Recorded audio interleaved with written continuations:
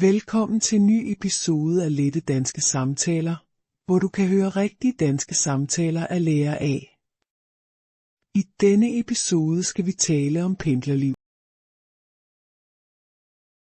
Hej Markus. Du ser lidt træt ud i dag. Har du haft en lang pendlertur? Ja, det kan du tro. Bussen var forsinket i næsten 20 minutter, og så var den helt overfyldt. Nej, det lyder ikke sjovt. Hvordan lang tid bruger du normalt på at komme på arbejde? Det tager cirka 60 minutter med bussen. Men i dag tog det 1,5 time.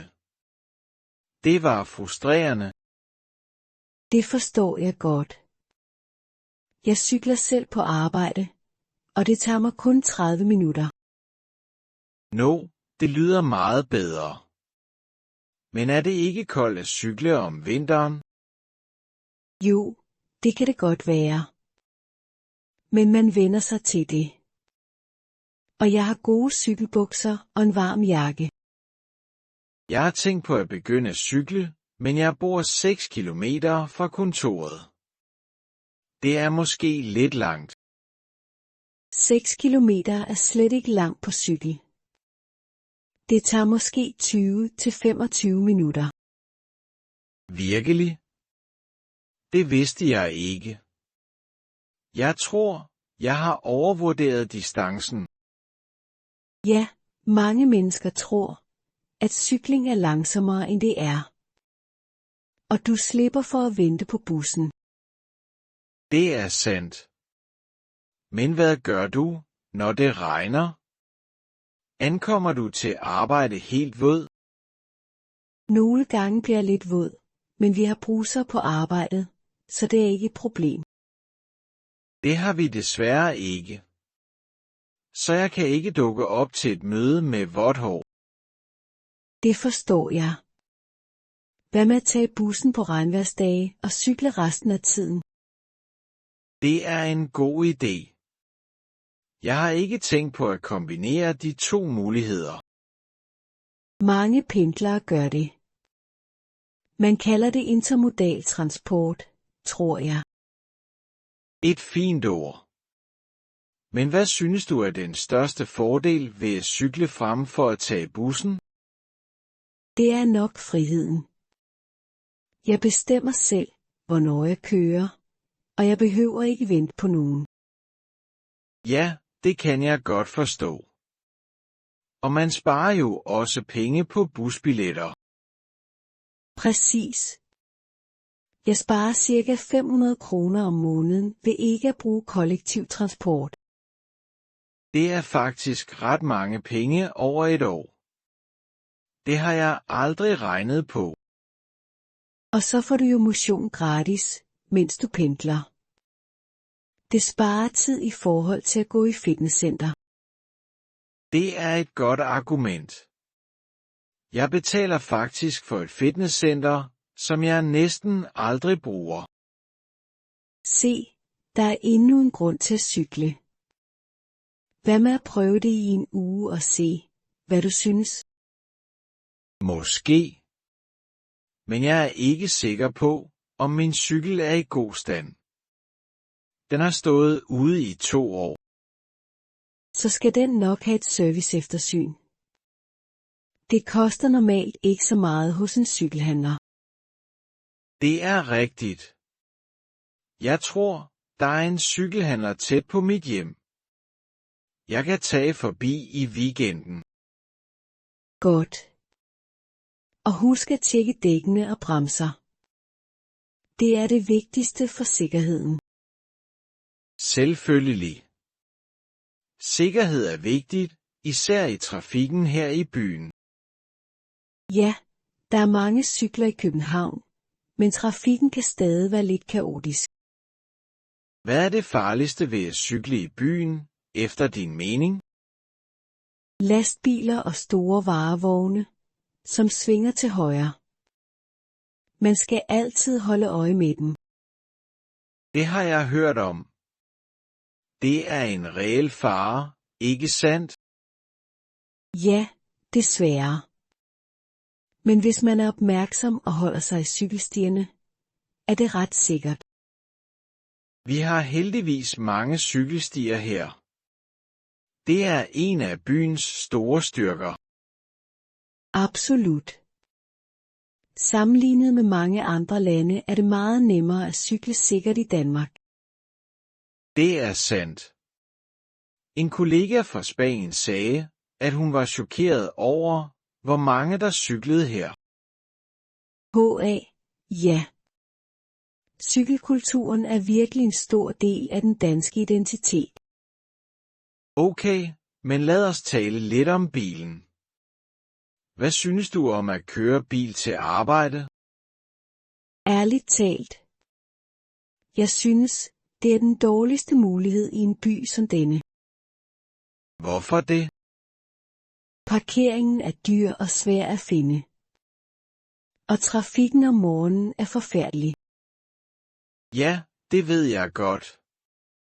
Jeg har prøvet at køre bil til arbejde en gang. Det tog næsten 2 timer. 2 timer. Det er spild af tid og energi. Og benzinen er jo heller ikke billig. Nej, det er det ikke. Og det er heller ikke godt for miljøet, selvfølgelig. Præcis. Cyklen er det mest miljøvenlige transportmiddel, og det er gratis at bruge. Hvad med elbiler? Er de ikke et godt alternativ?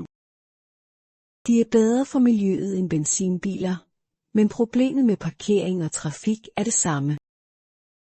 Det er rigtigt. Og de er stadig meget dyre at købe. Ja. Jeg tror, den bedste løsning for de fleste byboere er cyklen kombineret med offentlig transport. Det giver mening. Mange stationer har cykelparkeringer, så man kan kombinere metro og cykel. Ja, og der er også mulighed for at leje en bycykel mange steder i København. Det har jeg set. De røde cykler. Jeg ved ikke helt, hvordan systemet fungerer. Det er ret simpelt. Man registrerer sig med et kort eller en app og kan låne en cykel i korte perioder. Praktisk. Det ville være godt til dage, hvor jeg har et møde på den anden side af byen. Præcis. Og det er billigere end en taxa og hurtigere end bussen i myldretiden. Myldretiden er jo det værste ved at pendle. Alle er på samme sted på samme tid.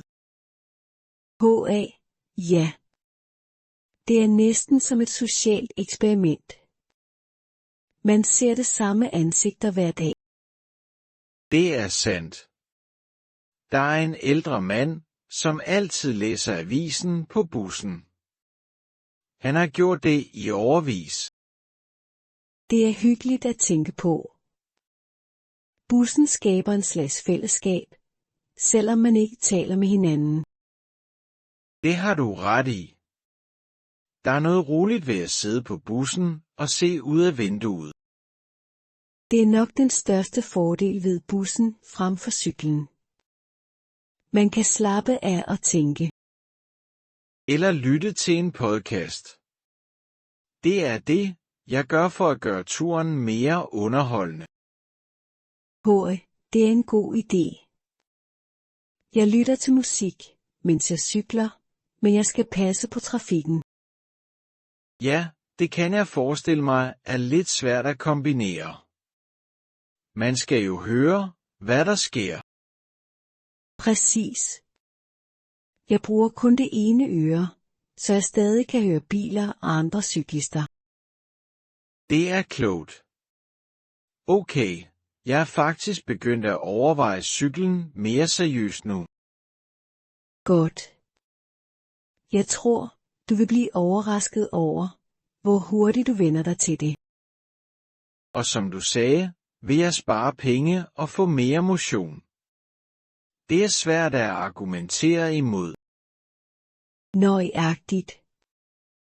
Den eneste rigtige ulempe er vejret, og det kan man glæde sig på til. Og hvis det er rigtig slemt, er der jo altid bussen som backup. Præcis. Du har allerede den rigtige tankegang. Jeg tror, du er klar til at begynde. Måske. Lad mig starte med at få cyklen repareret, og så ser vi, hvordan det går. Det lyder som en god plan. Sig til, hvis du vil have nogen at cykle med de første dage. Det er meget sødt tilbudt. Det ville faktisk hjælpe mig til at føle mig mere tryg i trafikken. Selvfølgelig. Vi kan mødes ved din station og cykle sammen herfra. Det er aftalt. Tak fordi du har overbevist mig. Jeg glæder mig faktisk lidt til det. Fantastisk. Du vil ikke fortryde det. God fornøjelse med cykelhandleren i weekenden. Tak fordi du lyttede til denne episode af Lette Danske Samtaler. Vi håber, du har lært noget nyt i dag. Husk at lytte til vores næste episode, hvor du kan høre endnu flere spændende danske samtaler. Vi ses snart.